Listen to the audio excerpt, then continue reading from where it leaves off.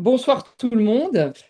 Effectivement, comme le disait Nicoletta, dans le rôle de bénévole qui est le nôtre, nous avons besoin régulièrement de nous nourrir, d'apprendre des choses et il existe des experts dans un certain nombre de domaines qui peuvent éclairer nos questions, nos difficultés.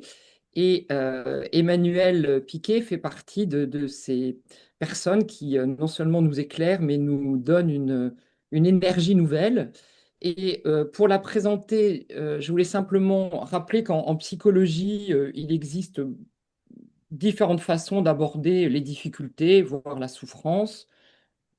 C'est pas du tout un domaine univoque. Et certaines se centrent sur l'individu et d'autres, comme la thérapie systémique, s'intéresse aux relations, avec cette idée que parfois, ce n'est pas l'individu qu'il faut aider ou réparer, mais le système dans lequel il évolue, sa famille, sa classe, son groupe, et avec cette idée aussi que parfois, en changeant une interaction, on peut transformer tout l'équilibre. Et c'est dans cette dynamique que se situe Emmanuel Piquet, qui est donc psychopraticienne, j'arrive jamais, autrice, que j'ai la joie d'accompagner dans certains de ses livres, et conférencière, et qui a fondé Chagrin scolaire, qui est une structure qui aide les enfants, les parents et les enseignants face à des situations de souffrance ou de blocage à l'école. Donc, tout à fait ce qui nous intéresse aussi, et qui sait remettre du mouvement là où les choses semblent figées, fois sans espoir, avec clarté, avec humour, vous allez le voir, et avec une grande humanité. Donc, je suis très heureuse de l'accueillir parmi nous. Et aujourd'hui, elle va nous aider à comprendre les ressorts du décrochage scolaire et surtout la posture à adopter. Parce que, comme je vous le disais au début, cette idée de la systémie, elle est importante parce qu'il n'y a pas il n'y a pas de fiche recette. Euh, il n'y a pas comment dire, un ensemble de petit 1, petit 2. Chaque situation est un petit peu différente et c'est en observant ce qu'on fait et ce qu'on a répété des tas de fois et qui ne marche pas qu'on peut comprendre comment s'en sortir. Donc, Emmanuel, je te laisse la parole. Tu as beaucoup, beaucoup de choses à nous dire. Donc, je te remercie infiniment. Et voilà, le micro est à toi. Merci beaucoup. Merci, chère Catherine. Euh, Écoutez, merci à tous. Moi, je suis vraiment ravie d'être avec vous ce soir. J'ai une grosse pression, hein, vu la présentation qui a été faite de moi. J'ai intérêt à être drôle, du coup. Voilà, donc ça va être parfait. Euh, alors, je suis très heureuse pour plusieurs raisons. D'abord parce que Catherine m'a beaucoup parlé de vous. Et je suis extrêmement touchée parce par tout ce que vous mettez en œuvre, par le temps que vous consacrez, que vous donnez en fait à ces ados. Euh, et donc, comme vraiment un des points de mon métier qui est le plus plaisant, c'est vraiment de frotter mon esprit à l'esprit de gens de terrain. Je suis ravie qu'on puisse échanger aujourd'hui. La deuxième raison pour laquelle je suis vraiment très heureuse, c'est que moi, j'adore parler des adolescents parce que c'est vraiment des gens que j'aime beaucoup, les adolescents. Je trouve qu'on les traite assez mal d'un point de vue général. Et donc, chaque fois que je peux, en effet, d'une certaine manière, montrer à quel point ils sont fabuleux et comment on peut, en effet, apaiser leur souffrance, à certains moments, je suis vraiment très heureuse. Donc, merci pour cette invitation. Alors, je vais partager mon écran. Vous allez me dire si ça va. Hop, tac, ça va. On voit le. OK. Alors, donc, parlons un peu en effet de ces ados que vous connaissez mieux que personne et qui, à certains moments, sont empêchés d'apprendre.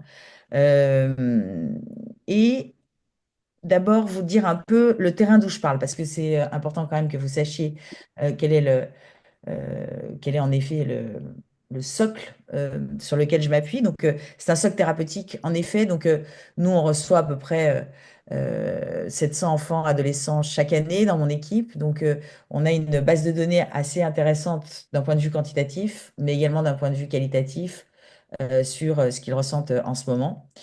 Parce qu'évidemment, ce qu'ils disent dans le creux de nos cabinets, tout comme d'ailleurs peut-être ce qu'ils vous disent à vous, c'est une parole assez singulière, assez pure d'une certaine manière, parce que c'est pas exactement dans l'enceinte scolaire et c'est pas non plus dans l'enceinte familiale.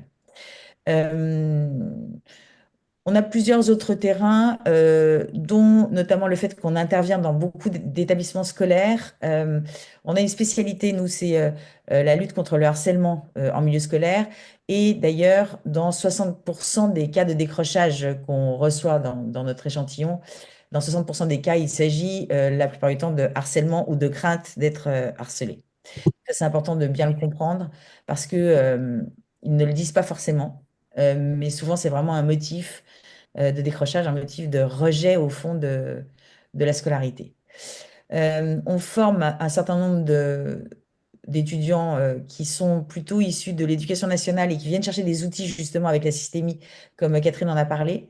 On en forme à peu près 200 par an, donc on a aussi ce terrain-là hein, de leur retour, de ce qu'ils vivent au quotidien qui n'est pas simple. C'est un terrain très intéressant parce qu'évidemment, on n'est pas dans les classes, nous, donc voilà, ce qu'ils nous disent est vraiment tout à fait intéressant. On a eu la chance de former tous les pédopsychiatres du CHU de Montpellier il y a un an, donc ça nous a donné aussi accès à la médecine d'urgence, à la médecine un peu paroxystique, puisque nous, la plupart du temps, quand les parents viennent nous voir, ils sont relativement calmes, on va dire, pour la majorité d'entre eux, alors qu'aux urgences, ils sont dans un état souvent de crise avancée, donc c'est quelque chose qu'on a pu toucher du doigt grâce à cette formation. Et puis, comme on continue à superviser les pédopsychiatres, on voit aussi comment la pédopsychiatrie traite le décrochage et traite le harcèlement. Et ça, c'était très intéressant comme terrain. Et puis, grâce à Catherine, entre autres, on a un terrain aussi plus livresque, hein, puisque on travaille pour publier un certain nombre d'articles et de livres, ce qui nous amène à faire des recherches de littérature qui donnent un terrain plus théorique, mais qui évidemment est absolument indispensable. Pourquoi ça ne marche pas? Je ne sais pas. Ça y est. Alors, on va parler d'un certain nombre de points. Je vais essayer d'être le plus exhaustif possible. Euh, En fait, je crois qu'il y a une notion qui est très importante en fait par rapport à la démobilisation scolaire d'un certain nombre d'adolescents notamment. C'est que, au fond, il y a deux attitudes qui souvent génèrent cette démobilisation ou à minima l'amplifient. C'est la prise en charge et l'abandon, qui sont donc bien entendu sur un continuum totalement à l'opposé, hein. D'un côté, on a des parents ou des professionnels qui prennent très en charge, et de l'autre côté, des parents notamment et des professionnels aussi, qui peuvent abandonner totalement, hein, des profs qui peuvent dire, attends, tu sais quoi, tu m'as trop pris la tête, donc j'arrête. Ou des parents qui disent, j'en peux plus, donc j'arrête, en fait, parce que je ne sais plus. Mais de l'autre côté, on a aussi beaucoup de parents qui sont fortement impliqués dans la vie scolaire de leurs adolescents, avec souvent des résultats tout à fait décevants sur un plan de la mobilisation et des bonnes notes. Alors, prenons un peu de temps pour parler de la prise en charge. Alors, la prise en charge, en fait, ça revient à faire à la place de l'adolescent ce qu'il devrait être capable de faire, comme par exemple ses devoirs. Parce que physiologiquement, normalement, il devrait savoir faire, hein, cérébralement, il a ce qu'il faut pour savoir faire ses devoirs. Et la plupart du temps, comme ils sont assez poulpesques à certains moments, complètement voilà, léthargiques et très peu motivés, on a des parents qui prennent beaucoup en charge. Euh, et en fait, ce qu'il faut bien comprendre, c'est que lorsqu'on prend en charge quelqu'un, et notamment un adolescent, c'est-à-dire lorsqu'on fait à sa place ce qu'il devrait être capable de faire, on lui envoie deux messages paradoxaux, enfin en tout cas contradictoires. Le premier, c'est, et quand il s'agit des parents, je fais à ta place tes devoirs ou je prends en charge ta motivation parce que je t'aime. Ou alors quand on est un professionnel parce que je t'estime, parce que je veux que tu progresses, parce que voilà, j'ai envie que ça aille bien pour toi. Et donc ça, c'est un message tout à fait intéressant. Mais le deuxième message qu'on envoie, sans le vouloir, c'est tu n'es pas capable. Et c'est pour ça d'ailleurs que je te prends en charge parce que je sais très bien que si je ne le fais pas, voilà, tu feras rien ou tu le feras mal, quoi. Donc ça, c'est un peu embêtant parce qu'en fait, c'est souvent on va faire ça avec des adolescents qui ont une piètre estime d'eux-mêmes sur un plan académique Et donc, on vient un peu plus, d'une certaine manière, creuser cette piètre estime d'eux-mêmes. Donc, c'est quelque chose qui est tout à fait improductif. Alors, je prends un exemple juste pour que vous compreniez bien. Donc, moi, j'ai pas mal de mères qui viennent me voir en me disant, voilà, mon gamin, je sais pas, appelons Evan. Evan ne comprend pas qu'il faut qu'il travaille. En fait, il comprend pas qu'il faut qu'il travaille le soir, donc c'est insupportable. Il comprend pas qu'il faut qu'il soit assidu en cours. Il comprend pas qu'il faut qu'il soit, voilà, qu'il fasse des efforts. Et donc, quand il arrive, hein, donc imaginons il a 16 ans, je, euh, je lui dis avec souvent une voix un peu douce, parce que les parents, je ne sais pas si vous avez vu, mais ils ont beaucoup, beaucoup lu d'éducation positive et bienveillante. Donc, ils essayent, notamment les mamans, essayent d'être le plus patiente possible, le plus positif possible, ne pas s'énerver, surtout ne rien dire de négatif, etc. Et je ne sais pas comment elles font, hein, pour moi, ce sont des saintes à certains moments. Et donc elle me dit, ben voilà, donc quand Evan rentre, je ne le prends pas tout de suite, mais vers 18h30, 18h, je lui dis, voilà, je lui laisse un sas un peu de décompression pour qu'il puisse jouer à la PlayStation, hein, parce que c'est comme ça qu'il décompresse, c'est pas en lisant la critique de la raison pure, on est bien d'accord. Donc, il décompresse comme ça de toute leur journée de travail. Et puis à 18h30, elle me raconte qu'elle dise, Evan, c'est l'heure des devoirs, par exemple. Donc là, souvent, le gamin se dit, si elle prend une voix comme ça, c'est que je vais pouvoir tenir un peu plus, hein, je vais pouvoir jouer un peu plus à la PlayStation. Donc ils disent trop pas. Et ils continuent à jouer. Et au bout de trois quarts d'heure, elles arrivent très difficilement, en le tirant jusqu'à la table de la salle à manger où elles ont préparé les devoirs, à essayer voilà, de les mobiliser en disant allez, on s'y met, Evan. Alors, moi, c'est ce que je dis aux parents. Le on dans cette histoire, il n'est pas bon du tout, le sujet de cette phrase. Parce que quand on dit à un adolescent on s'y met, lui, il entend maman va s'y mettre ou l'adulte qui est là va s'y mettre, à ma place, en fait. Et donc, la plupart du temps, ça suscite chez eux une espèce voilà, de léthargie, encore plus purulente que celle avant qu'on intervienne, parce qu'ils se disent, si je suis vraiment très léthargique, normalement, je devrais obtenir le fait que, en effet, tout ça, pardon, soit pris en charge par elle ou lui. Et puis, donc, voilà, il se passe toutes sortes de choses. Il est vraiment de plus en plus déconcentré, énervé, en disant ça sert à rien, ça sert trop à rien, la géométrie, nan, bon, bref. Jusqu'à ce que sa mère, malgré le fait que ça soit une sainte, explose, parce qu'à un moment donné, c'est trop dur, quoi, en fait, hein, et elle dit des trucs horribles parce qu'elle en peut plus, et que ça fait plein de fois, en fait, que ça se passe comme ça, tous les soirs, pour ainsi dire.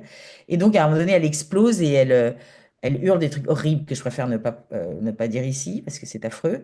Et donc lui, là, souvent, il prend un air un peu gothique, suicidaire, vous voyez, et puis il va dans sa chambre un peu en soupirant et en disant, moi, ce que je voudrais, c'est changer de famille, en fait. Ce qui génère immédiatement une crise de culpabilité très forte chez la maman, qui donc assez rapidement va se jeter sur la porte de sa chambre en tapant et en disant, ouvre cette porte, Evan, maman t'aime. Parce que des fois qu'il ait des doutes sur le sujet. Donc, au bout d'un moment, l'adolescent ouvre la porte et souvent ce qu'il dit, c'est, est-ce que ça veut dire que je peux continuer à jouer à la PlayStation? Et sa mère lui dit, oui, bien sûr, mon amour, est-ce que maman t'a déjà refusé quelque chose? Donc, résultat des courses, c'est elle qui fait les devoirs. Il y a des noms d'oiseaux qui ont circulé de part et d'autre, parfois des cahiers qui ont volé. Et tout ça se transforme en un espèce de Vietnam tout à fait problématique. Et en même temps, si ces parents font ça, c'est parce que ils ont super peur, en fait. Ils ont extrêmement peur du fait que, en effet, leur adolescent n'arrive pas à rester accroché à sa scolarité, à se mobiliser pour comprendre, en effet, que ben, il faut travailler pour réussir dans la vie. Alors, du coup, pardon, assez. Pourquoi ça ne marche pas? Voilà. À ses parents, souvent, je raconte une métaphore que je vous livre parce que je trouve qu'elle est très intéressante, c'est la métaphore du jardinier. Alors, c'est l'histoire d'un homme qui jardine, hein, qui aime beaucoup jardiner, et il reçoit de la part d'un de ses amis très chers une plante exotique très fragile. Voilà, et cet ami lui dit, voilà, je compte sur toi pour vraiment prendre soin d'elle parce qu'elle est vraiment très exotique, très vulnérable. Voilà, il faut vraiment quelqu'un qui s'en occupe bien, c'est pour ça que je te l'offre à toi.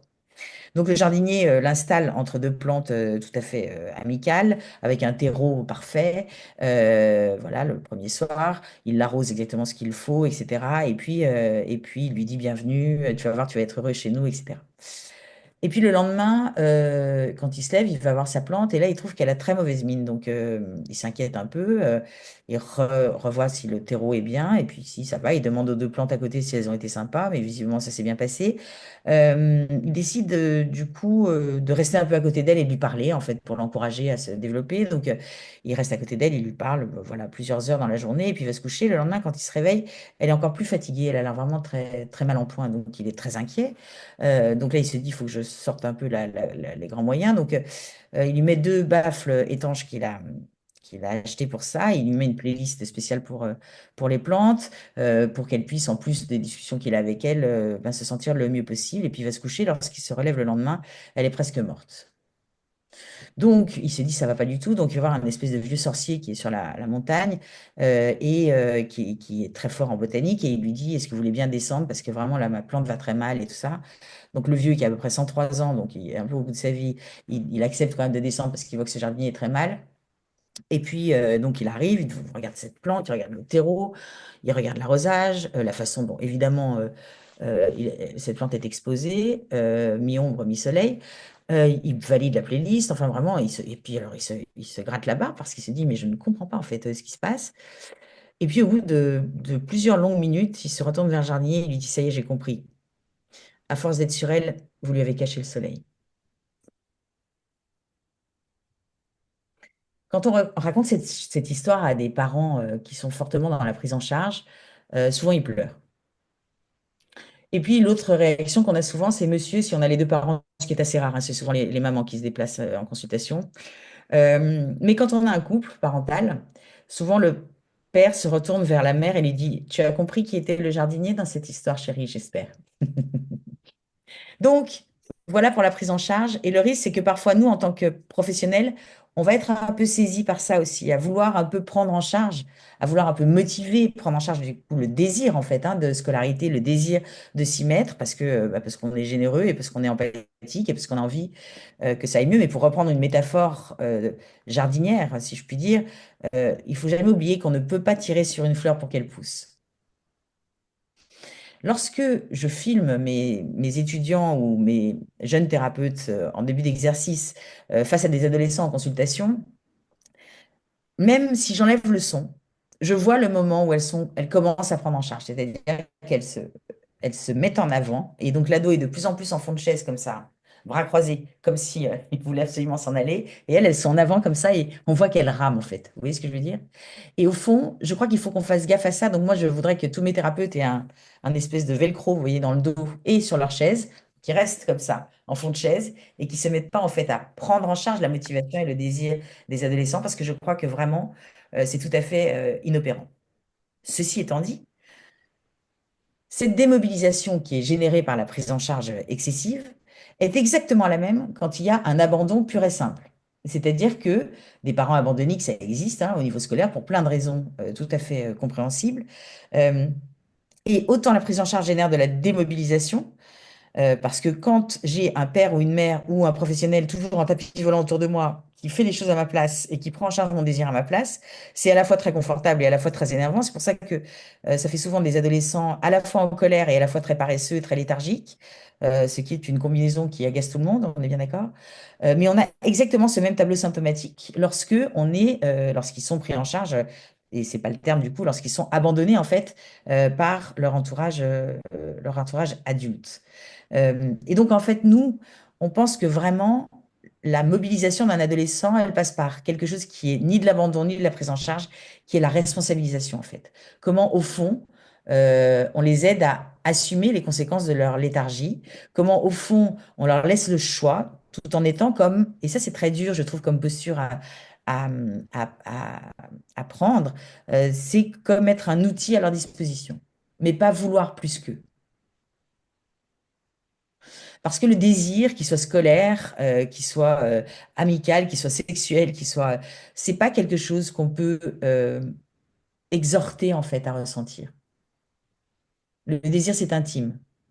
Et le désir scolaire, comme toute autre forme de désir, ne peut pas être décrété ou généré. On peut créer un contexte favorable pour que, en effet, ce désir se développe, mais malheureusement, on peut rien faire de tellement plus.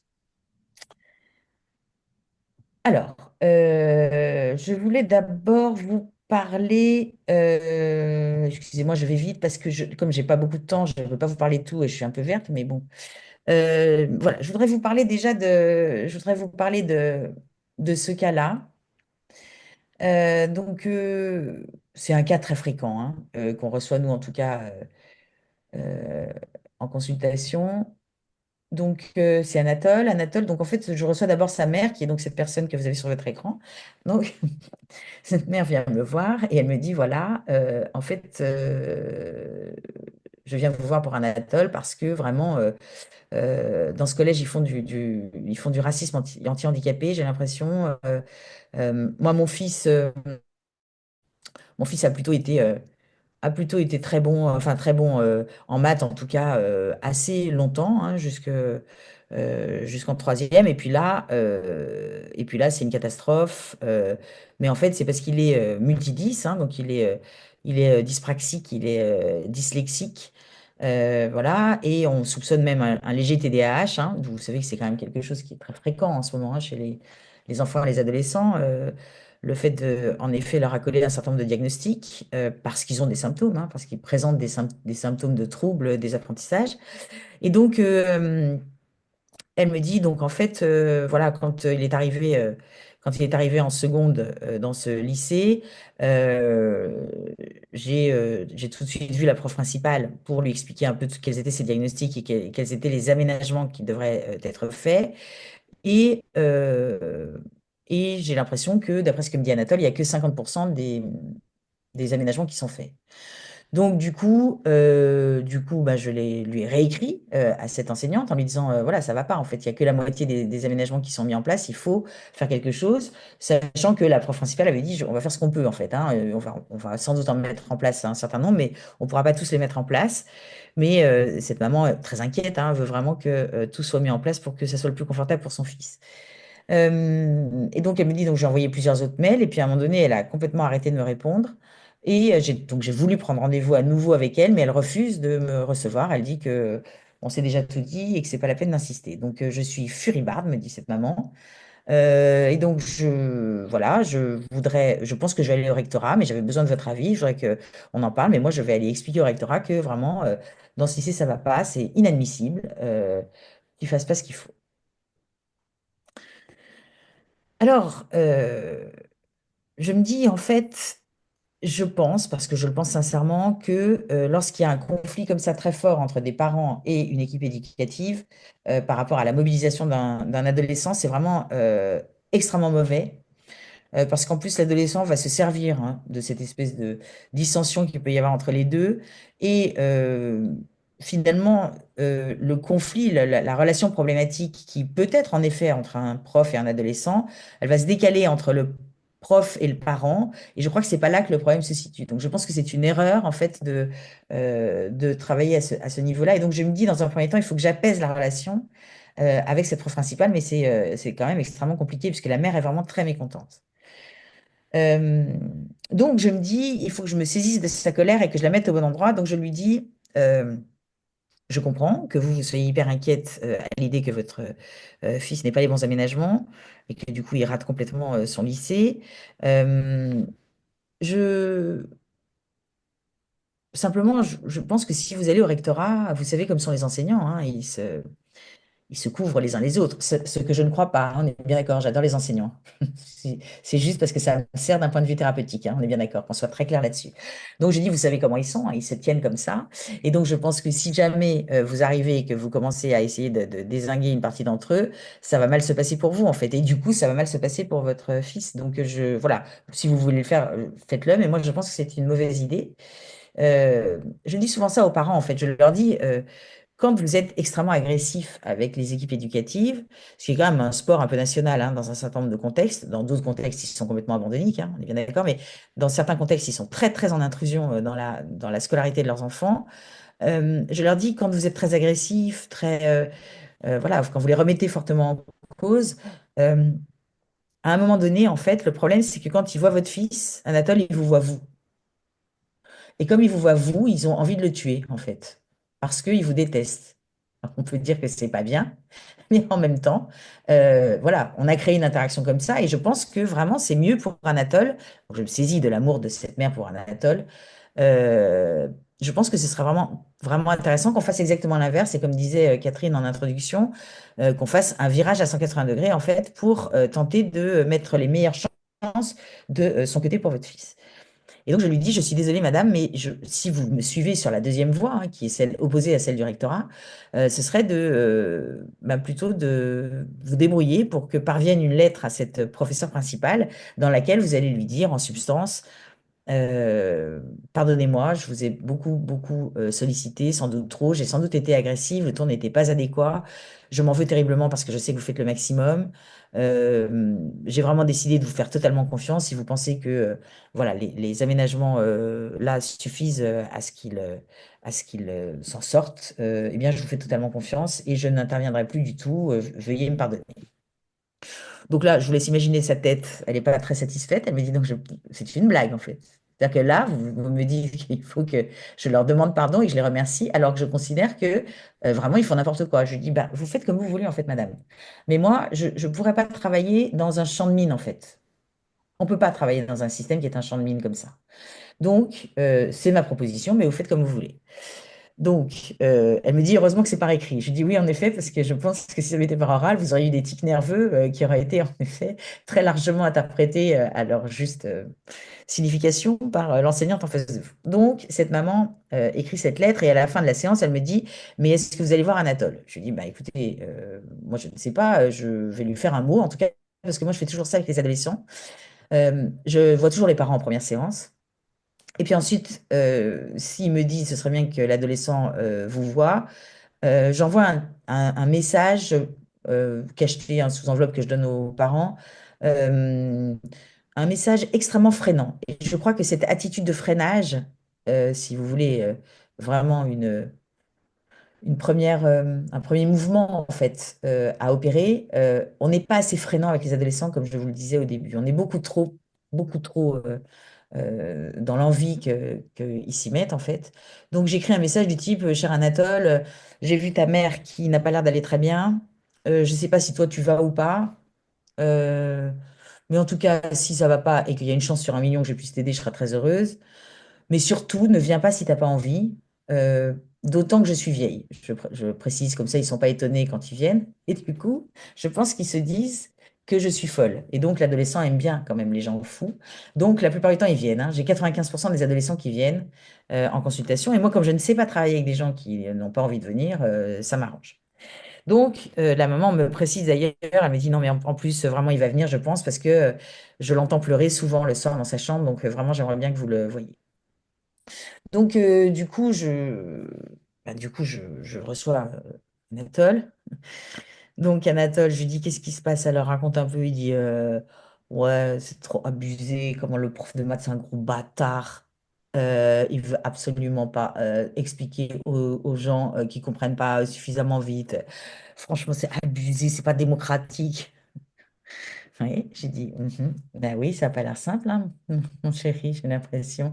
Alors, donc, qu'est-ce que tu attends de moi? Il me dit, bah, je voudrais qu'il soit moins con avec moi, quoi, parce que là, j'en ai trop marre. J'ai l'impression que, voilà, je vais complètement décrocher, j'ai plus envie d'y aller, j'ai mal au ventre. En plus, il y en a plein qui se foutent de ma gueule dans ma classe et tout.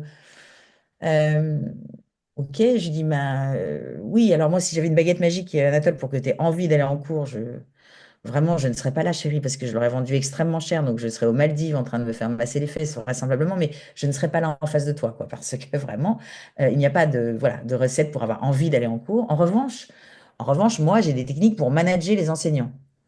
Parce que l'enseignant est une petite chose fragile, un peu comme le parent, et que donc, voilà, il suffit parfois d'être un peu outillé pour que la relation soit meilleure. Mais c'est quand même un truc de thug et ça demande vraiment beaucoup, beaucoup d'énergie. Je ne suis pas sûre que tu aies voilà, suffisamment d'énergie à dépenser là-dessus. Tu as sûrement d'autres choses à faire que ça, quoi. Mais en tout cas, on pourrait essayer de faire en sorte qu'avec ta prof de maths, ça s'arrange. Mais ça va être compliqué, quoi. Donc il me dit, vas-y, dis quoi? Je dis, bah attends, moi je dis Anatole que si tu le fais, si tu ne le fais pas, je ne vais pas le dire parce que ça me grille une cartouche, tu comprends? Et que moi, il faut que je garde mes neurones puisque je vieillis en plus. Donc voilà, il faut que je sois quand même un peu sympathique avec moi-même. Il me dit, je te jure pas que je le fais, mais je te jure que je vais bien écouter. Je lui dis, d'accord. Je dis alors, voilà ce que tu pourrais faire. Ce que tu pourrais faire, c'est que tu pourrais poser une question par cours au bout de 12 minutes de cours, en maths, hein, uniquement en maths. Alors évidemment, Anatole, une question sur le cours, hein, pas une question sur les vacances de la prof, on est d'accord, parce que ça n'a quand même aucun intérêt. Donc vraiment une question sur le cours.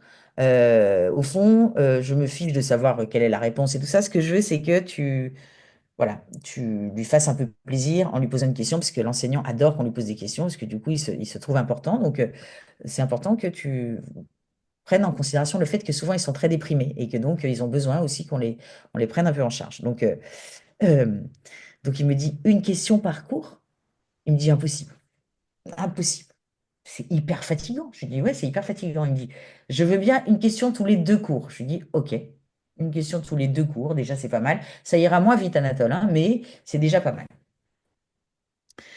Euh, et donc, voilà Anatole qui part, qui est pas non plus, enfin vous imaginez, il n'est pas d'un grand enthousiasme, mais moi je lui dis en plus en partant, je dis je comprendrais très bien que tu le fasses pas chérie, hein, parce que vraiment c'est ultra compliqué, il y a peu d'adolescents qui réussissent à faire ça, quoi.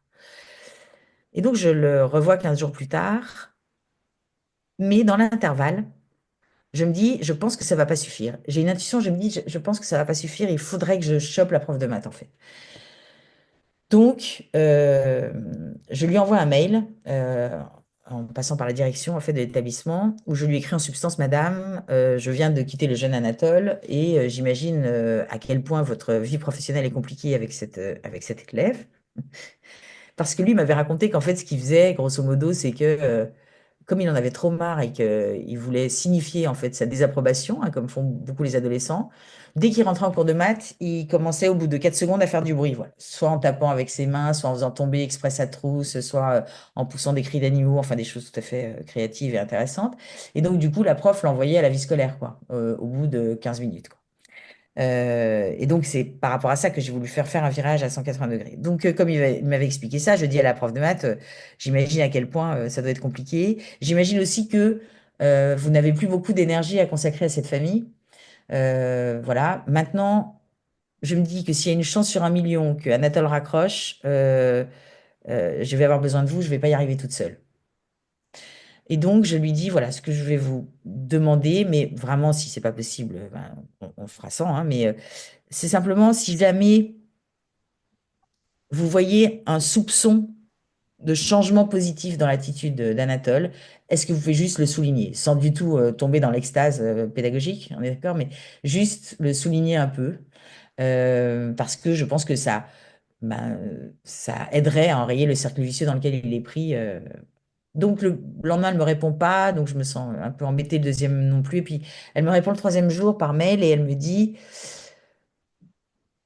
parce que vous savez, le prof est toujours très jubilatoire, hein. Je veux dire, le prof français est souvent très jubilatoire. Il jubile sans cesse, il est toujours très positif, très content, etc. Donc là, ça ne change pas. Elle m'envoie un mail en me disant, vu que madame a mis un peu d'eau dans son vin, on est d'accord? Que la mère lui a fait une lettre d'excuse où elle s'est agenouillée en disant, je suis désolée, elle s'est mise en mode carpette. Bon, l'enseignante dit, vu que madame a mis un peu d'eau dans son vin, j'accepte de faire ce que vous me demandez, mais je vous préviens qu'il faut quand même que je vois vraiment un changement d'attitude, quoi.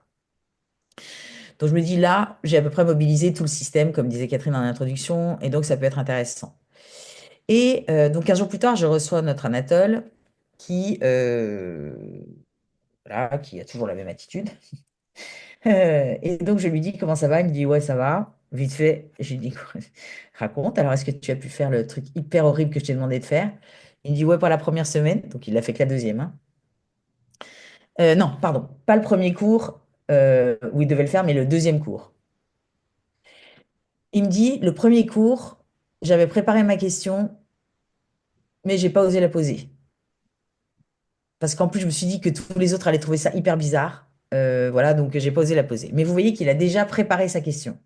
On est sur quelque chose de tout à fait différent, en fait, hein, sur un plan interne.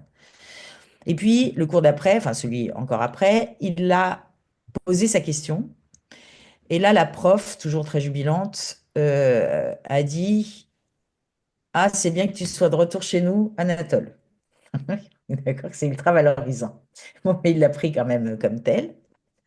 Et puis, il a continué comme ça, en fait. Donc, il a dû poser en tout 6 questions dans les 15 jours, à peu près. Et en milieu de la deuxième semaine, cette prof l'appelle à son bureau avec la déléguée de classe. Et on a eu énormément de chance, c'est que la déléguée de classe, qui s'appelait Suzanne, était très jolie, très blonde, avec de longs cheveux. Et aussi sympa, ce qui, voilà, pas forcément toujours le cas. Et là, la prof a dit, voilà, le jeudi, vous avez d'études.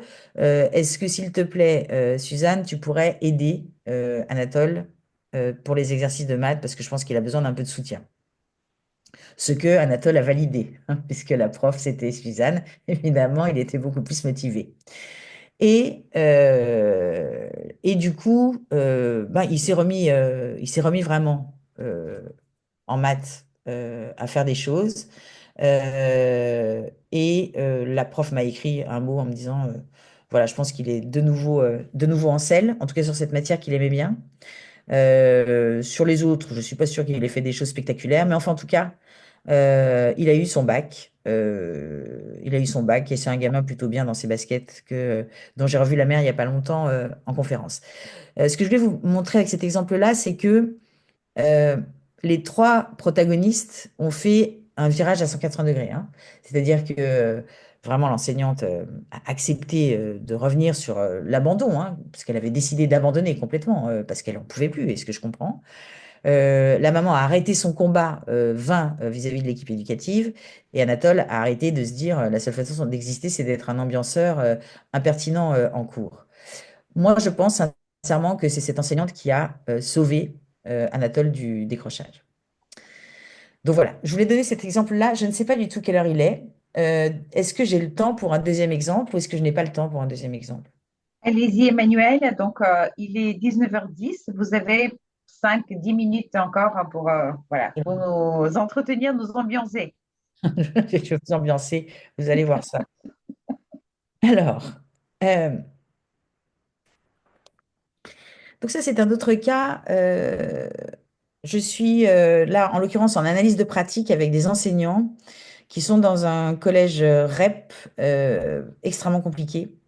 Et c'est vraiment des enseignants que j'ai supervisés, dont j'ai supervisé la pratique ou analysé la pratique pendant 3 ans, donc avec lesquels je m'entendais très bien. Et un jour, une prof vient parler euh, d'une élève qui est en pro, qui est en première pro. Et en fait, ce qu'elle dit en analyse de pratique, elle dit, voilà, Jeanne en seconde, c'était vraiment une gamine qui était plutôt très motivée, très positive. Voilà, c'était pas une première de classe, mais vraiment, c'était quelqu'un qui en voulait et elle obtenait plutôt de bons résultats. Et là, depuis la rentrée, et on est en novembre à peu près, c'est catastrophique. En fait, elle fait plus rien. Euh, Elle est limite, enfin, elle n'est pas limite, elle est très impertinente. Et on ne sait plus trop quoi faire en fait avec Jeanne. Donc là, je fais parler d'autres enseignants hein, qui sont avec moi en analyse de pratique.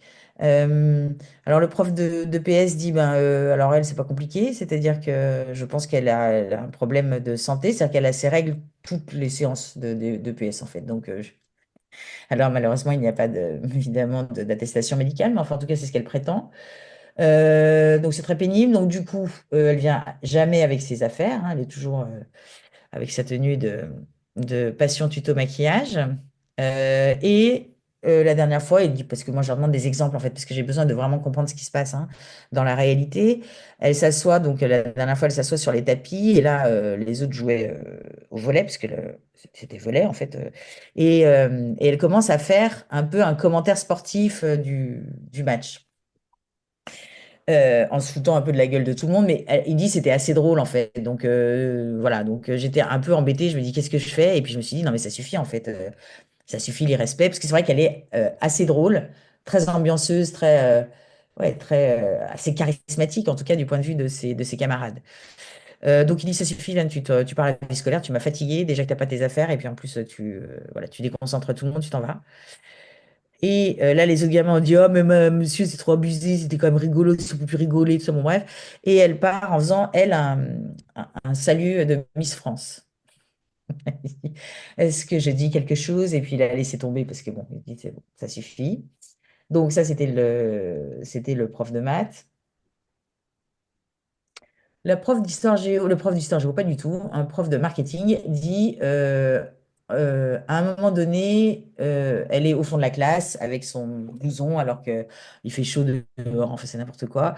Et donc je lui dis enlève ton blouson, Jeanne, tu vas attraper froid. Donc déjà je me demande, franchement, les enseignants, à quel moment ils s'occupent d'éventuels rhumes qui pourraient choper les gamins parce qu'ils ne sont pas correctement habillés. Je ne comprends pas. Comme s'il n'y avait pas déjà assez de soucis. Bon, bref, en tout cas, il fait ça, ce prof, et elle dit non, monsieur, parce que si j'enlève mon blouson en dessous, je suis un débardeur, ce serait indécent. Et là, en fait, elle le met dans une espèce de double contrainte qui est super compliquée. C'est que il se dit soit j'insiste et elle va me faire passer pour un vieux pervers, soit je lâche et je perds en crédibilité, en termes d'autorité devant ma classe, quoi. Donc, il est un peu bloqué, hein, d'une certaine façon.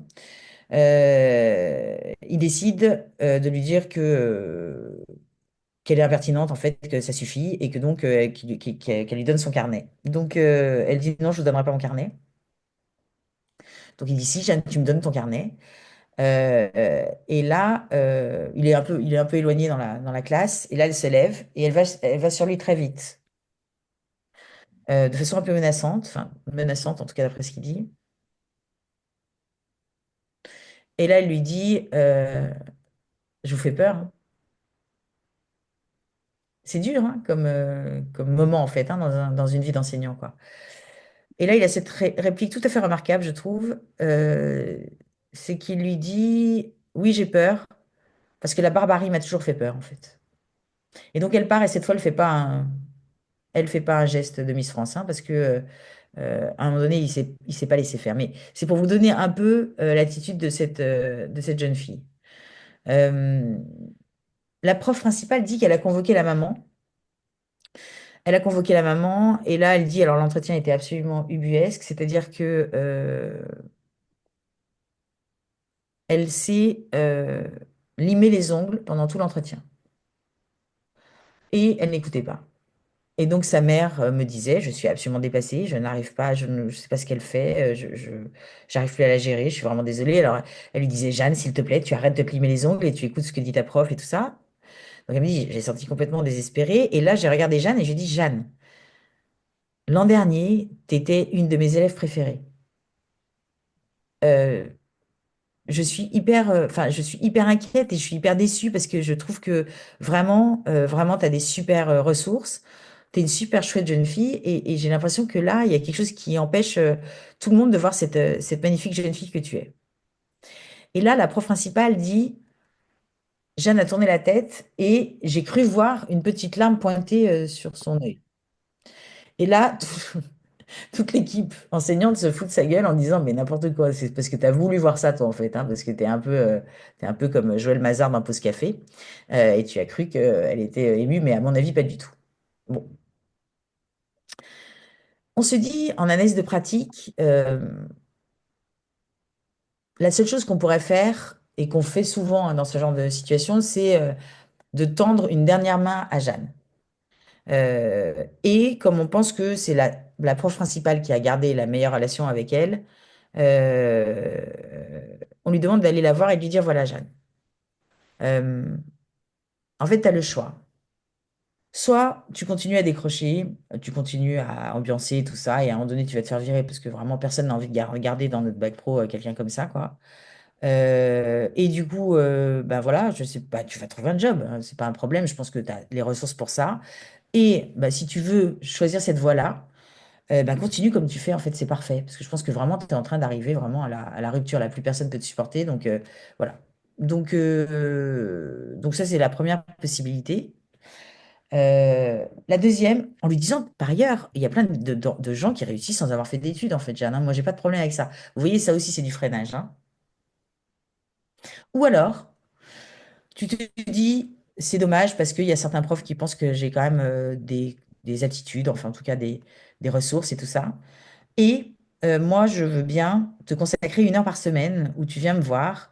Et c'est pour ça que j'ai pensé à ce cas-là pour vous, parce que vous êtes un peu dans cette posture-là, où tu viens me voir et où on fait un bilan déjà, une évaluation de où tu en es sur toutes les matières. Et puis, en fonction de ça, ben, tu décideras peut-être si ça vaut le coup de t'accrocher et de continuer ou s'il vaut mieux choisir la première voie dont on a parlé. Mais bien entendu, moi, cette heure-là, qui sera donc le mardi de, je ne sais rien, de 9 à 10 ou de 13 à 14, moi, j'aurai d'autres choses à faire si jamais tu viens pas. Donc, surtout, ne te sens pas obligé de venir. J'ai aucun problème avec ça. Moi, je corrigerai des copies, mais sache que je serai là et que je t'attendrai de 13 à 14 heures. Enfin, je t'attendrai jusqu'à 13h04 et puis après, je ferai mes copies, quoi. Jeanne lui répond, Madame, je pense que c'est trop tard. La prof lui dit, c'est à toi de voir, Jeanne. J'ai aucun problème, il n'y a que toi qui peux décider parce que cette phrase, je trouve que vraiment, c'est hyper important que tous les adultes qui côtoient des adolescents l'aient bien en tête parce que Jeanne, tu sais mieux que moi ce qui est bon pour toi. Tu sais mieux que moi ce qui est bon pour toi. Le premier mardi, elle ne vient pas, le deuxième, elle ne vient pas, le troisième, elle ne vient pas, et donc la prof qui puis a fait un peu en se disant, mais j'ai senti quelque chose et tout ça, voilà, commence à tout à fait se résigner en disant, bah, elle a choisi la première voie et en même temps, elle avait le choix. Et puis elle est venue le quatrième. Elle est venue le quatrième très en retard, en rechignant à moitié, en regardant pas la prof dans les yeux. Et elles ont commencé, bon an, mal an, à faire le bilan de là où elle en était. Elle a eu comme phrase à la fin, Jeanne, elles ont fait 10 séances, je crois, ensemble, euh, où elle a eu de très mauvais résultats dans un certain nombre de matières, des moins mauvais, mais globalement, c'était assez mauvais. Euh, Elle a dit, en fait, là, au moins, je vois à quel point le village est abîmé, mon village scolaire, mais je vois où, en fait. Et puis, je vois là aussi où il y a des fondations qui, quand même, sont encore là. Et du coup, elle a décidé de redoubler. Euh, et elle n'a pas lâché l'école, alors que vraiment, tout le monde était convaincu qu'elle lâcherait le lycée. Voilà, pour la main tendue à Jeanne, voilà, 19h19. C'est pas mal en termes de timing, c'est pas mal. Et on a su pourquoi elle, s'il y avait eu un événement dans sa vie qui l'avait fait lâcher, non? Non. On n'a pas su. Moi, je pense qu'il y a pas mal de gamins qui, à certains moments, se disent, c'est trop tard. Et comme c'est trop tard, et qu'ils en veulent un peu à la terre entière, bah, ils se mettent à ambiancer parce que là, ils ont du succès. Et d'ailleurs, ce qu'on a travaillé aussi, c'était vraiment que à certains moments, les enseignants. Moi, je trouve que la capacité à ambiancer une classe, c'est une compétence en vrai. Je trouve que ça peut beaucoup servir dans l'entreprise après. Et je trouve qu'il faudrait qu'il y ait une note d'ambiancement pour certains d'entre eux, où ils auraient donc 20 sur 20. Et je trouve que vouloir absolument contenir ça, c'est très improductif. Et donc, ce qu'on avait fait aussi, c'est que on avait décidé en analyse de pratique, c'est les enseignants qui avaient décidé ça, que quand c'était vraiment drôle, ils riaient de bon cœur avec le reste de la classe, en fait. Et que quand c'était pas drôle, en revanche, ils intervenaient comme l'a fait ce prof de marketing. Et Emmanuel, bon, c'est passionnant tout ce que tu racontes et je suis sûr qu'il va y avoir beaucoup de réactions. Évidemment, moi, ça a éveillé plein de choses par rapport à l'association et ce que font les bénévoles parce que finalement, les jeunes qu'on rencontre dans ces lycées professionnels, ils sont d'une part abandonnés par leurs parents et parfois par le système. Et nous, on arrive un peu avec notre mallette de secours, de secouriste prise en charge, avec ce désir, comme tu décrivais tes thérapeutes, de se pencher en avant, de leur transmettre du désir scolaire, de leur donner de la motivation en intraveineuse. Enfin, on a cette attitude-là. Enfin, et même si chacun est individuel, est-ce qu'il y a quand même quelques clés de posture qu'on pourrait tirer des exemples que tu nous donnes. Il y a, ce que tu disais, c'est la responsabilisation déjà. Tu parles souvent aussi de parler de cerveau à cerveau. Oui, c'est ça. C'est-à-dire que moi, je pense que en première intention, une question qu'il faut très rapidement poser quand on est en accompagnement, que ce soit pour de la scolarité ou pour de la thérapie, hein, c'est exactement la même chose pour moi. La question qu'il faut poser, c'est qu'est-ce que tu attends de moi? Mm. Et si ils disent rien, il faut dire, eh ben, on va arrêter là alors. Mais si tu veux même un tout petit truc, on peut le travailler ensemble. C'est toi qui décides en fait. Mais n'essayez pas, parce qu'ils ont tellement l'habitude qu'on fasse ça avec eux, qu'on se mette à essayer de faire des contrats, essayer de leur dire, allez, viens, on s'y met ensemble, tu vas voir, etc. Que du coup, quand quelqu'un est très responsabilisant, c'est-à-dire dit, voilà, moi en fait, je suis un moussaillon, toi c'est t'es le capitaine en fait de cette embarcation. Moi, pour pouvoir t'aider, j'ai besoin de comprendre où tu as envie d'aller. Et s'ils disent j'ai envie d'aller nulle part, lâchez-moi, j'en ai marre. Et il faut pas que vous vous épuisiez parce que vous allez vous épuiser. Ça va être mauvais pour vraiment mauvais pour votre santé mentale, je pense. Et c'est pas bon pour eux. Donc en fait, voilà, je pense que vraiment, si vous êtes en fond de chaise en disant qu'est-ce que tu attends de moi? Et qu'ils disent bah je sais pas, il faut dire bah dis-moi qu'est-ce qui aura changé à ton avis si jamais on réussit tous les deux à progresser vers quelque chose? Qu'est-ce qui changera dans ta vie? Dis-moi concrètement. Si tu avais une baguette magique, par exemple, sur ta scolarité, tu voudrais obtenir quoi? Un tout petit premier progrès, ce serait quoi, par exemple? Et s'ils disent rien à toutes ces questions-là, il faut arrêter, en fait. Tout en disant, je serai là pour toi si tu décides, en revanche. Mais j'aime bien ta formule aussi. Même s'il y a une chance sur 1 million, Mm, je trouve que c'est des choses qu'on peut reprendre après dans notre boîte à outils. Parce que absolument. ça veut dire qu'on sait que c'est difficile, improbable, etc. Mais c'est jamais, ça n'est jamais trop tard, comme tu le disais pour Jeanne. C'est jamais trop tard. C'est jamais trop tard. Et je pense que si en effet, vous êtes cet adulte qui, à un moment donné, leur parle de cerveau à cerveau, je suis parfaitement d'accord, en disant, qu'est-ce que tu attends de moi? Qu'est-ce qui te fera dire, tiens, qu'on a bien fait de travailler tous les deux? Qu'est-ce qui te fera dire ça dans 2 mois, en fait? Euh, voilà. Euh, et qui entend aussi quand ils disent, j'attends rien de toi, parce qu'il faut l'entendre aussi. Ils ont le droit de ne rien attendre de nous, en fait, hein. Alors, je pense qu'on peut vraiment créer une relation tout à fait différente. Vous pouvez aussi, euh, voilà, vous appuyer sur un peu ce qui leur est arrivé. Alors, moi, j'aime pas du tout le terme de décrocheur, hein, comme je le disais à Catherine en introduction. Moi, je parle plutôt d'adolescents qui trébuchent et qui n'arrivent pas à se relever. Et je crois qu'on peut aussi les rejoindre dans la colère qu'ils ressentent envers l'institution scolaire ou envers leurs parents, ou envers les adultes d'une façon générale, en disant, mais j'ai l'impression que la scolarité, ça n'a pas été cool pour toi, quoi. T'as pas reçu des messages trop sympas là depuis un certain temps, et je me dis que tu dois te dire encore un vieux daron là qui vient venir m'expliquer la vie, quoi. Donc je comprendrais tellement bien que t'aies pas du tout envie de continuer. Soyez le plus freinant possible. C'est comme ça qu'ils pourront se dire, voilà quelqu'un qui ne va pas m'imposer son point de vue. Parce que moi, je crois que ce que les adolescents adorent, c'est les adultes qui ne leur imposent pas leur point de vue, mais c'est les adultes qui disent, voilà mon avis maintenant, je redis cette phrase parce qu'elle est vraiment hyper importante, tu sais mieux que moi ce qui est bon pour toi. Oui, c'est la notion de freinage, et parce qu'on est toujours, on veut convaincre en fait.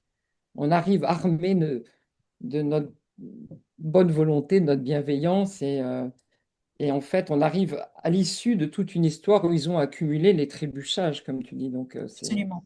Absolument. Et avec souvent des parents qui, en effet, ont lâché l'affaire parce que c'était trop dur, des parents qui en ont eu marre aussi d'être stigmatisés par l'institution comme étant incompétents et laxistes, hein. Parce qu'il y a souvent comme ça des divorces entre les parents et l'école parce que vraiment les parents sont, enfin c'est invraisemblable à certains moments, la façon dont ils sont considérés. Euh, alors que je pense on pourrait s'en faire des alliés, voilà, de façon beaucoup plus positive. Moi, je trouve que dire à des parents, par exemple, bah, dis donc, Jeanne, elle a de l'humour, hein. Franchement, c'est incroyable. Je veux dire, c'est la plus drôle de la classe. C'est une vraie ambianceuse, en fait. Je ne sais pas si elle tient ça de vous, monsieur. Je ne sais pas, mais vraiment, c'est tout à fait remarquable. Alors, bah, donc, du coup, ça, c'est hyper bien. Et d'ailleurs, je me demande si je vais pas lui demander de faire une blague à chaque début de cours, en fait, pour qu'elle nous mette un peu dans l'ambiance, parce que vraiment, c'est une de ses compétences. Et puis par ailleurs, ben voilà, je vais essayer de la canaliser sur le reste parce qu'elle est pas, pour l'instant, elle est pas trop motivée. Vous en pensez quoi? Ça fait des parents qui rentrent le soir en disant à Jeanne, putain, ta prof, elle est trop sympa, quoi, en fait. mm. et dont on se fait les alliés, quoi. Plutôt que de les convoquer en disant Jeanne a une attitude inadmissible, ça crée une ambiance totalement délétère dans la classe, c'est insupportable, il faut que vous fassiez preuve d'un peu plus de sévérité. Gna, gna, gna. Ça fait des parents qui reviennent pas hein, ensuite. Alors, le cas particulier des classes qu'on voit, souvent, c'est des situations parentales très compliquées, hein. Parfois, il y a des enfants, ils sont même tout seuls chez eux, ou il n'y a qu'un des deux parents. Enfin, c'est un contexte un petit peu plus compliqué. C'est vraiment là, il y a une carence Oui, oui, en oui, ça. bienveillance. Donc, est-ce que, Nicoletta, tu veux regarder dans Oui, tout à fait. Donc, c'est ce que j'allais dire hein, donc, à Emmanuel. En fait, non seulement vous avez laissé tout le monde sans voix, ou presque, mais en plus, tout le monde est resté jusqu'au bout, ce qui est très, très nouveau, en tout cas dans notre expérience. Je vais vous lire quand même c'est plutôt des réactions, hein, il y a relativement peu de questions, beaucoup de remerciements. Des personnes qui reconnaissent que j'ai tendance à faire de l'ombre au soleil avec un ado qui ne parlait pas et donc voilà, le mentor a meublé en fait le temps qui était consacré à l'entretien avec le jeune. Donc je citais justement enfin, Véronique Aptekman. Claude qui vous dit bravo pour cet enseignement et qui nous met complètement en porte-à-faux par rapport à nos réactions habituelles, et un hommage quand même aux enseignants qui sont capables justement de comprendre, d'essayer de comprendre. Et donc, je pense qu'il y avait une question, en dehors du harcèlement, quelles sont les principales causes du faux pas scolaire? Alors, le reste, c'est très souvent des enfants qui sont très autodéçus. L'autodéception est une émotion qui est assez maltraitée, je trouve, d'une façon générale. Ils sont très autodéçus parce que, comme on le disait avec Catherine, ils ont été, bah voilà, ils ont été beaucoup critiqués à juste titre. Hein, je suis pas du tout en train de dire que c'est mal, mais enfin, en tout cas, ils ont la sensation d'avoir été très décevants et du coup, ils sont très autodéçus et ils ne veulent plus ressentir cette autodéception. C'est trop pour eux, en fait. C'est trop pour eux. Donc, ils n'essayent même plus, en fait, hein, d'une certaine manière. Et très souvent, ces enfants-là ont par exemple du mal à se mettre au CNED. Si jamais la décision est prise par les parents qu'il faut faire l'enseignement à distance, ils sont tellement autodéçus qu'ils n'arrivent même pas à faire les devoirs du CNED, même pour des enfants qui avaient plutôt de bonnes aptitudes. Donc, c'est quelque chose de très compliqué. Et en fait, ce que je leur explique à ces ados, c'est que je leur dis, en fait, le problème, c'est que toi, tu fais comme une espèce d'allergie à l'autodéception, je comprends, et à la déception. Donc, une bonne façon d'éviter de ressentir, c'est d'éviter tout court la vie, hein, en fait, comme ça, au moins, tu ressens pas d'autodéception.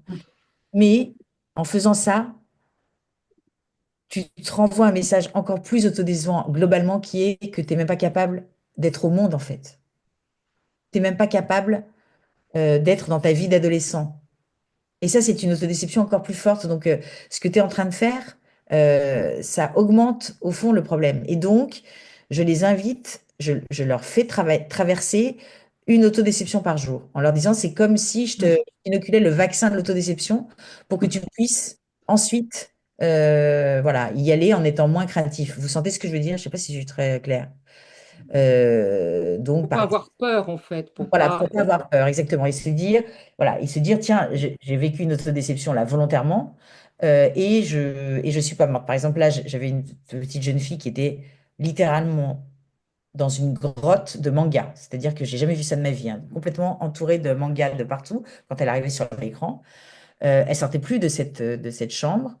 Et en fait, quand elle apparaît sur l'écran, elle me dit, donc elle, en l'occurrence, elle avait été harcelée en plus, hein, donc ça faisait beaucoup quand même pour la pauvre bichette. Et en fait, elle avait une passion, c'était le dessin, elle dessinait extrêmement bien. J'ai la chance d'avoir une de ses œuvres. Et elle me dit, là, même le dessin, j'arrive plus. En fait, maintenant, quand je me mets à dessiner, je trouve ça nul, en fait. Et puis, du coup, je déchire tous mes dessins. Donc, vous voyez, c'est ce genre de symptomatologie, en fait. Et du coup, j'avais commencé par ça, en fait, en lui disant, OK, tu vas faire tes dessins, Et quand tu arrives quand tu à la fin de ton dessin, je voudrais que volontairement, que tu fasses quelque chose qui fasse que le dessin n'est pas parfait, quoi. Donc, pour t'auto-décevoir toi-même. Voilà, donc vous voyez, c'est très paradoxal hein, comme prescription. Et puis ensuite, je lui avais dit, je voudrais que tu les diffuses sur un compte Instagram, parce que comme ça, peut-être tu vas avoir des critiques négatives et ça va nous permettre comme ça voilà, de ressentir à nouveau de la déception des autres et de l'autodéception, et ainsi de suite. Et au bout de 4 mois, ça a été hyper long, cette thérapie. Euh, euh, Elle a réussi à ressortir, elle est partie. Il fallait vraiment qu'elle quitte le domicile familial parce que c'est là aussi très compliqué. Et j'ai reçu un courrier il n'y a pas longtemps, c'était 4 5 ans que je l'ai reçu. Et elle fait des études d'illustratrice. Voilà, et elle voulait m'en faire part. Donc, ça, c'est souvent ça, en fait, Nicoletta. C'est souvent de l'autodéception qui est trop forte, quoi, en fait. Hein. Ça, il me semble, enfin, je ne sais pas si les autres bénévoles ont ce sentiment-là, mais on voit beaucoup dans les ateliers, enfin, quand on a des classes, on voit des élèves qui ont tiré le rideau, d'ailleurs, C'est ça. là. Ils sont Donc, plus là. anesthésié, je me fiche de tout, ni méchant, ni pas méchant, mais j'ai tiré le rideau. Ouais, ils sont en décrochage psychique, quoi, C'est avant le ça. Mm. Donc, beaucoup de remerciements, Emmanuel. Donc, je pense qu'effectivement, enfin, ça fait quand même travailler. Donc, je vois un commentaire, certains mots sont à infuser. Les vôtres, à travers des exemples, laisseront une empreinte certaine. Beaucoup. Donc, je pense que, et donc, beaucoup qui se plaignent que c'était trop court et que donc, il faut qu'on prévoit bah, des heures et des heures entières. Donc, c'est ce que je vous avais dit. Vous avez bien joué le jeu, en fait, de donner envie d'en savoir plus. Et je pense on va trouver la façon de le faire. En tout Ouais, cas, merci. un très, très grand merci. Donc, il y Alors, a, je vois qu'il y a une question juste sur quel livre vous pouvez lire. Alors, oui, oui, en open source, parce que je préfère l'open source, moi, même si j'ai mon éditrice qui est là. Mais donc, l'open source, sur notre site à180degrés.com, vous avez pas mal d'articles voilà, qui peuvent vous intéresser. Donc, c'est à180degrés.com. Et puis, il y a des épisodes peut-être de notre podcast qui peuvent vous intéresser sur ce sujet-là. Le podcast s'appelle J'ai un problème. Il est sur toutes les plateformes d'écoute. Et sur cette relation particulière d'enseignant voilà, ou de tuteur à, à enfants, élèves, j'ai écrit chez Payot un bouquin qui s'appelle Comment ne pas être un prof idéal, qui peut vous donner des clés. Euh, ni un parent idéal. oui, ça c'est bien aussi. Non, l'avant-dernier que j'ai écrit avec Catherine, c'est Comment rater son couple à coup sûr. Il est bien aussi, mais ça n'a rien à voir. C'est vraiment sur... Sur un autre système qui est celui du couple, mais c'est pas le sujet. À titre personnel, peut-être on peut vous recommander. Très bien. Est-ce que Catherine, tu veux faire donc un mot de la fin donc pour remercier Emmanuel de la part de nous tous et puis nous dire un peu enfin, ce qui se trame ensuite. Oui, bah écoutez, je pense que ce qui est formidable, c'est de voir cette approche systémique et passionnante parce que effectivement, on a tous vécu ces situations où comme une mouche qui essaie de sortir et puis elle tape sur la fenêtre, elle tape sur la fenêtre et nous on recommence 15 fois dans notre vie personnelle et aussi dans les interventions qu'on fait en tant que bénévole. Donc ce questionnement, cette prise de recul, je trouve, sont vraiment fécondes. Donc vraiment merci Emmanuel d'éveiller à tout ça et puis le côté ce que j'aime beaucoup aussi c'est l'humilité dans l'attitude. C'est pas dire ah ben je vais arriver, je vais tout changer des élèves dans cette classe ou tel élève. C'est vraiment se mettre à hauteur d'enfant et avec on lui demande des petits pas, mais pour nous aussi il faut savoir se demander des petits pas parce que c'est là qu'on progresse. Et puis on va continuer plusieurs conférences aussi sur des sujets comme l'estime de soi, enfin sur la motivation, enfin sur tous ces thèmes qui sont très importants dans notre engagement de bénévole et très importants dans la vie en général. Mais en tout cas, voilà, on aimerait tous avoir ton humour, je reviens là-dessus, mais c'est pas toujours facile après dans le face-à-face. Mais ça permet de décoincer aussi certaines situations, c'est vrai. Voilà. Merci à tous et à toutes. C'était vraiment c'est formidable que vous soyez tous là et merci beaucoup. Merci Voilà. beaucoup et bravo pour ce que Merci. vous faites, hein. Bravo. Bravo. Beaucoup. Merci Emmanuel et merci à tous effectivement d'être restés jusqu'au bout. Donc je pense qu'ils buvaient vos paroles. D'ailleurs, personne n'a réagi dans le chat pendant que vous parliez pour vous dire à quel point tout le monde buvait vos paroles. Donc j'étais ravie de vous rencontrer. Une très bonne soirée à tous. Donc on démarre donc très fort cette année et j'espère qu'on aura l'occasion de revoir Emmanuel à d'autres occasions. Avec plaisir. Merci encore. Merci beaucoup. Merci. Merci, au revoir.